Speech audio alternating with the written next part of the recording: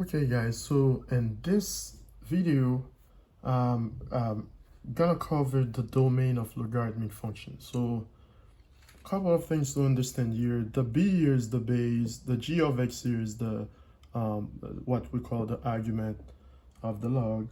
So this is a logarithmic function. So one thing to know here is that the domain of such function will always consist of, so the domain of this will consist of all x value for which, actually let me put it here, of all x values, for which the argument, which is g of x in this case here, for which g of x is greater than 0, okay? All x values for which g of x is greater than 0. Okay, so that's what you start with. That's what you have to have in mind anytime you try to get the domain of a logarithmic function, okay? So let's say you have a problem like this and you want to find the domain. Let's say find the domain of f of x. Now, if f of x is equal to log of base 4 of x plus 3, okay? If you want to find the domain here, all you gotta do is identifying what the argument is, right? So what is it? It's x minus 3. It's right here. So that's what you need to set greater than 0, right? So all you gotta do in order for you to get the domain, you need to get all the x's, values of x for which x plus 3 is greater than 0. That's all you need, okay? And from here, you know how to solve this inequality. So you have to subtract 3 from both sides. Then you have x canceled here.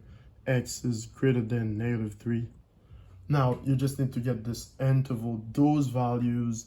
So in set notation, set builder notation, the domain would be x such that x is greater than negative 3. This is set builder notation, so this would be the domain. Or if you're using interval notation, now all you know is that x must be greater than negative 3. So that's from negative 3 to positive infinity, okay? So the domain in this case in interval notation will be, this is right, but also if you want to give the answer, or if it was asked from you, for you to give the answer in interval notation, so then you need to make sure you use the interval notation. So which is domain equals, so now remember it's from negative 3 because greater than negative 3, so from negative 3 to positive infinity. And I'm using parentheses both on infinity always, right? And also on negative 3 because it has to be greater than 3, not equal, but greater than negative 3, okay? So this is actually the domain. How did I find it? Well, I know for logarithmic functions, all I have to do is considering the argument, making sure that I set it greater than 0. So I take all values for which the argument is greater than 0. This is how you get domain of logarithmic functions. And this is very important when solving equations. You gotta know what value, if you get a value after you do your calculation to solve for x, for example, if that's the variable you're looking for.